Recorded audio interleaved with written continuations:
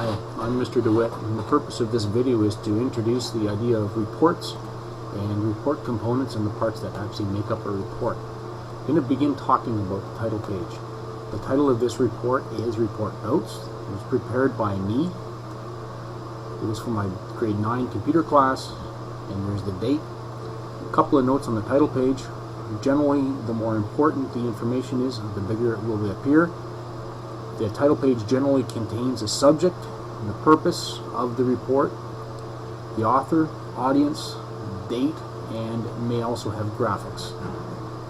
If you use borders on the title page, they should only appear on the title page, not in the rest of the report, and the title page of a report should not have header or footer content.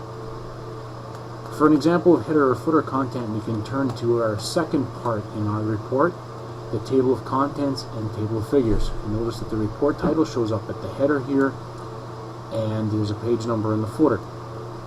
The purpose of a table of contents is to list the actual content of the report to help users navigate through the document. So you see the headings in the document as well as the page numbers that they're found on.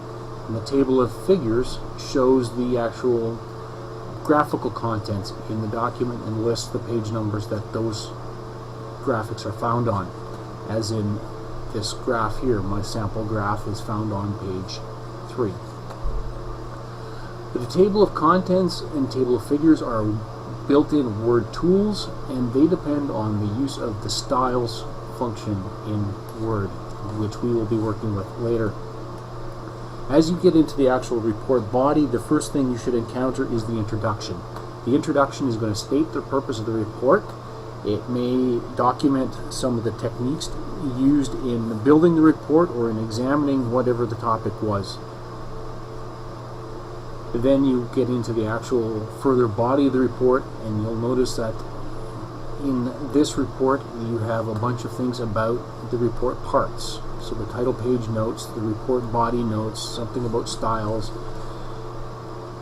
and the actual report would just detail the steps carried out in the investigation or the findings of the actual report. In this case, again, it's just a use of the actual tools used in building the report and some of the options. So you can see there's bullets and numbering and columns. Notice also that all these pages have the header and the footer. As you get to the end of the report, you will find the conclusion.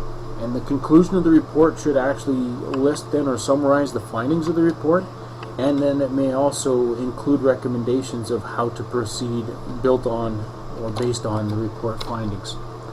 The last section in the report would be the bibliography, and the bibliography is something that shows a list of sources used in preparing the report, whether it would be external sources found on the internet or books or magazines or whichever, as well as perhaps some of the documentation that an author might have used in building their own report. Thanks for watching this video.